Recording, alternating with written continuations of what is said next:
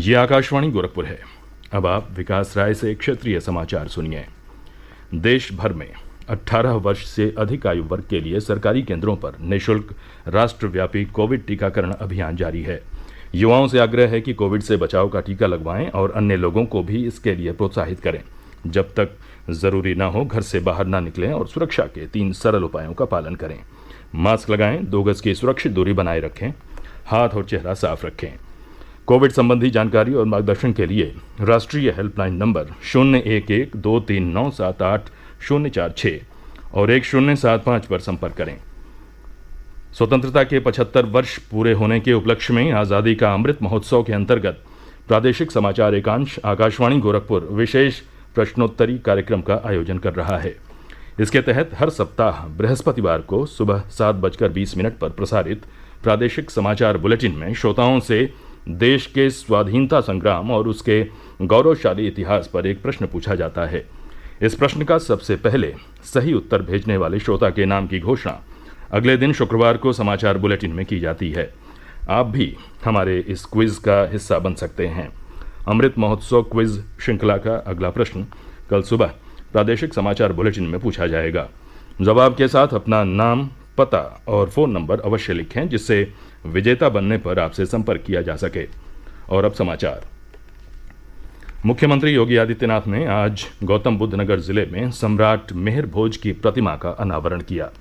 इस अवसर पर अपने संबोधन में श्री योगी ने सम्राट मिहिर भोज के पराक्रम का स्मरण करते हुए कहा कि उन्होंने विदेशी आक्रांताओं का साहस के साथ सामना किया।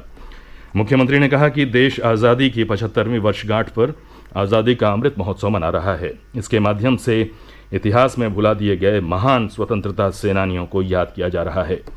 मुख्यमंत्री ने कहा कि देश को आज़ादी एक दिन में नहीं मिली, बल्कि इसके लिए हमारे अनेक महापुरुषों ने अपना सर्वस्व बलिदान दिया है।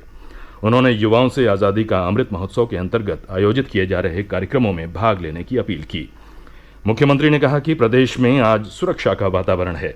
श्री योगी ने कहा कि पिछले 4.5 वर्षों में प्रदेश में एक भी दंगा नहीं हुआ।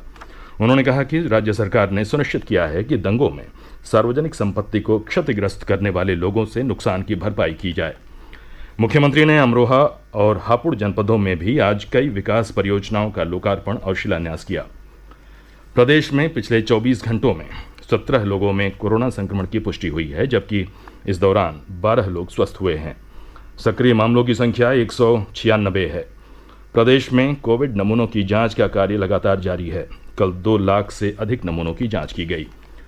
प्रदेश में कोविड रोधी टीके लगाने का कार्य तेज गति से चल रहा है। अब तक 9 करोड़ 74 लाख से अधिक टीके लगाए जा चुके हैं। इनमें से 7 करोड़ 98 लाख से अधिक लोगों को टीके की पहली डोज और 1,75,000 से अधिक लोगों को टीके की दोनों डोज लगाई जा चुकी है। प्रदेश में टीकाकरण का कार्य 4,672 केंद्रों पर चल रहा है। इनमें से 4,575 सरकारी टीकाकरण केंद्र हैं, जबकि 97 अन्य निजी केंद्र हैं।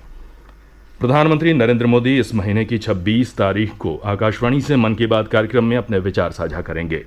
ये इस मासिक रेडियो कार्यक्रम की 81वीं कड़ी होगी। प्रधानमंत्री ने लोगों से उन विषयों पर विचार साझा करने का आग्रह किया है जिन पर वे मन की बात कार्यक्रम में चर्चा करेंगे।